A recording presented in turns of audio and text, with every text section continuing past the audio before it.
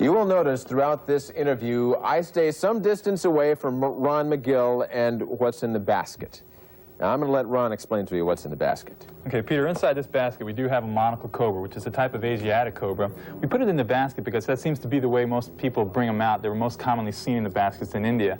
Cobras are not the malicious monsters people make them out to be, but they are a very defensive snake.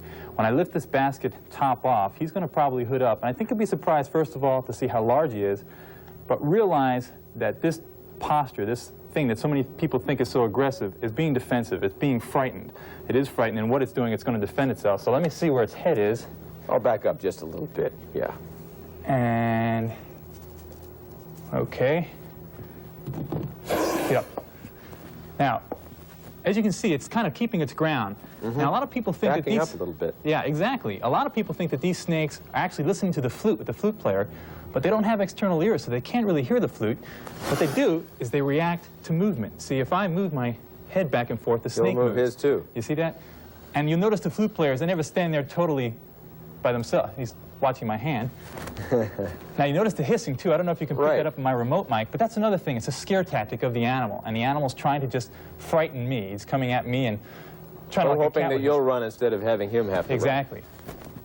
Now, you see how he just keeps his ground. The snake is not coming out of the basket. It's not chasing me down like so many people think. Now, if I can turn him around a little bit here, I'll get him to hood up to the front. Now, again, he still knows you're back there, doesn't he? Oh, he does. He does. But he pretty much keeps his ground. We can take him out of the basket here. Oh, that sounds like a great idea, yeah. Let's and you can realize how large he is. I think a lot of people don't realize. What people need to realize is that the hood is something on the cobra that's not always there. It's not something that is going to be there all the time. The cobra spreads ribs that he has right behind the head to make himself look larger. And by spreading those ribs, he does make himself look larger, but it's not something that occurs all the time. When the cobra is not upset, if I were to let this cobra down, the ribs would, see how the ribs kind of go to the side? And the animal's main defense is to try to get away.